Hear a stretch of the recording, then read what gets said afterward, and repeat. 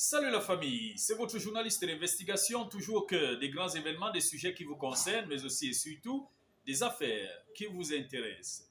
Alors, on va ouvrir grand les yeux, on va regarder le monde, on va regarder la planète, et on va se raconter une histoire de polygame. Alors, fermez les yeux et imaginez l'histoire d'un polygame, un monsieur qui a deux femmes. Aux yeux de ces deux femmes, le monsieur est très très riche. Très riche.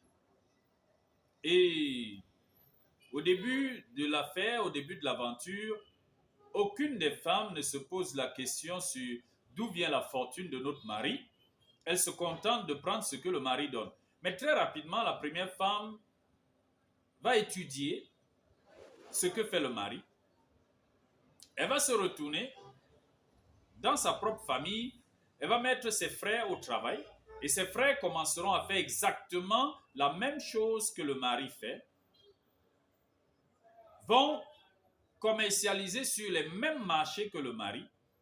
Mais sauf que les articles seront bon marché, moins chers, bon prix par rapport au prix du mari. Pour finir, la femme va demander son indépendance, son autonomie. Et elle va quitter le mariage.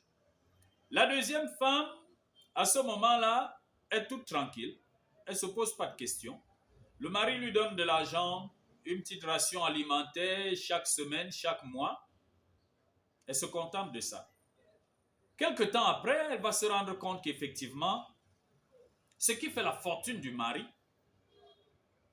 provient de sa famille à elle, la famille de la deuxième femme. Le mari vient dans sa belle famille, c'est-à-dire dans la famille de sa deuxième femme, il exploite la forêt, il exploite le sol, il exploite le sous-sol, il s'enrichit, il va à la table des grands du monde, se fait respecter. Et ce sont les frères de la femme qui disent à la femme, mais attention, si un jour on décide nous-mêmes d'apprendre à exploiter ce qui nous appartient là, est-ce que ton mari pourra encore te parler n'importe comment? Est-ce qu'il pourra encore te rationner comme il le fait, c'est-à-dire décider de te donner ce qu'il veut chaque semaine, chaque mois, etc. À force de réfléchir lors d'une réunion familiale, la famille de la deuxième femme se rend compte qu'en réalité, on peut s'épanouir par nous-mêmes. Lorsque le mari a eu vent de cela, il s'est mis dans une énorme colère. Ouais. Et l'un des frères de la deuxième femme dit, on ne veut plus te voir chez nous. Le monsieur dit non, je vais toujours venir. J'ai même mon représentant là-bas dans votre famille, il va rester. Il ne rentre pas chez moi. Il va continuer à vivre là-bas chez vous. Il dit, mais mon frère, est-ce que c'est forcé? Voilà donc ce qui se passe. C'est de ça qu'il s'agit. Le mari a peur d'une seule chose. C'est que la deuxième femme suive les pas de la première.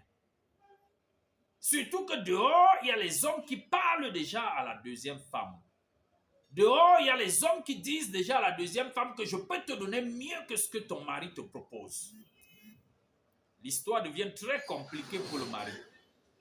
Et le mari se rend compte qu'il a déjà chuté du fait de l'épanouissement de la première femme. Et ce serait grave pour lui si jamais la deuxième femme venait à s'épanouir à son tour. Vous pouvez donc comprendre pourquoi c'est compliqué. Mais si nous-mêmes, de l'intérieur, nous qui sommes de la famille de la deuxième femme, si nous-mêmes, on a la mauvaise attitude, la mauvaise mentalité que chaque fois qu'on a devant nous des biens, au lieu de prendre exactement la quantité qui va suffire pour nous et pour notre famille, on préfère prendre tout afin que les autres n'aient rien à prendre. Afin que les autres soient désormais dépendants de nous. Ce n'est pas bien. Et c'est ça qui va nous tuer. C'est ça qui va nous tuer. Soyons unanimes.